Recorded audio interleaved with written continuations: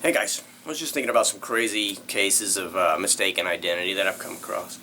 You know, like when you see somebody and you think it's somebody you know, but it turns out it's not, it's somebody else.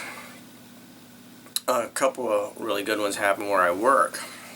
First of all, there's a lot of Vietnamese people that work there. And so they're short people, you know, like my height or shorter. In fact, I never felt so tall as I do working there. But speaking of tall, there was this one dude who worked there. He still works there, but now he works on day shift, but he did work on my shift, on swing shift, right?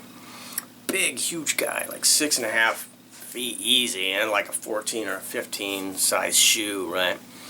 Well, him and one of the Vietnamese guys, a little short guy, would always mess with each other, you know, good-naturedly, just goofing around. And the big guy, one of the things that he would say to this dude is, I'm going to pick you up and put you in my shirt pocket and carry you around because you're so little, right? And so fast forward, he doesn't work on our shift anymore. He works on day shift, so we hardly ever see him, right? Except at like shift change sometimes. And while he was away, we got new hires, and some of them were Vietnamese. And so he told me this. He was, because, you know, like I said, we see him on shift change and stuff, and so he was going through there at the end of his shift, and we were all, you know, congregating there getting ready for our shift.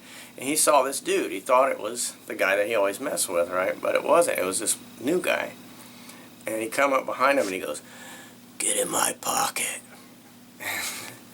Said the dude turned around and looked like, "What?" And that's when he found out it wasn't that guy. And so I was thinking, like, that's so crazy, because it's like your first week at work in a foreign country, right, where you hardly speak the language, you standing there like hoping to get started on your job, and some dude you never seen before, it's like dwarfs you in size, goes, "Get in my pocket, little man." It'd be like being in prison. He was probably like, "Why am I here?" That's crazy. And another one that happened at work, there was this dude who used to work there as a temp. This Native American guy is a real severe person, right, all the time. And he was wearing a gray hoodie and had the hood up. And one of the truck drivers that I talked to there saw him and thought it was a buddy of his. And so he comes up behind him and goes, "Boop," on his ribs. And he said, the dude turned around. He said, "When that guy turned around, I thought he was going to kill me." So that's funny. And he was probably thinking the same thing. What the fuck, this white guy's problem? You know, this is hilarious. So I guess it's a good lesson. You gotta be careful. Make sure you know who you're dealing with. Because a couple of them happened to me too. I'm not just talking about other people's shit. But like where I used to work, there was this dude. He worked in a cafeteria. Big guy, really wide forehead with like bangs, right? He looked like Frankenstein's monster. I hope he doesn't see this because he's gonna know who I'm talking about. But he had too many DUIs, so he couldn't drive, and so he used one of his little scooters. He had this little blue scooter, or in Missouri they're called liquor sickles because you can ride them even if you can't drive. You don't need a driver's license. So that's what he had. He had one of these. It was brand new, little blue liquor sickle. And so anyhow, I come out of Hastings one time, and I see this guy sitting there at the table outside there reading. He had the blue liquor sickle parked beside him and everything, right? So I stopped, and I was just getting ready to say, "Hey, ugly." And dude looked up, and it wasn't him.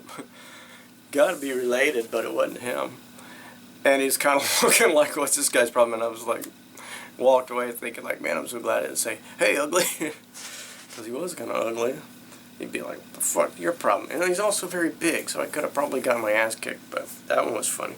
And I remember, too, back in the 90s, when I lived out in the country, right?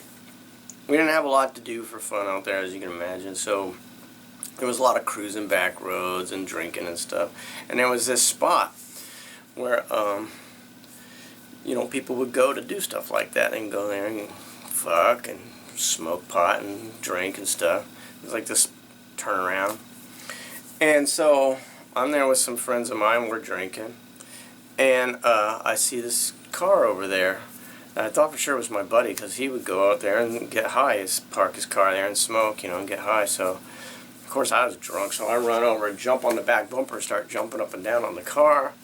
just to freak him out. Some dude climbs out of the car putting his pants on. Some dude I'd never seen before. Look. So of course I ran. So that was funny. So that's some crazy cases of mistaken identity that I just thought I'd pass along.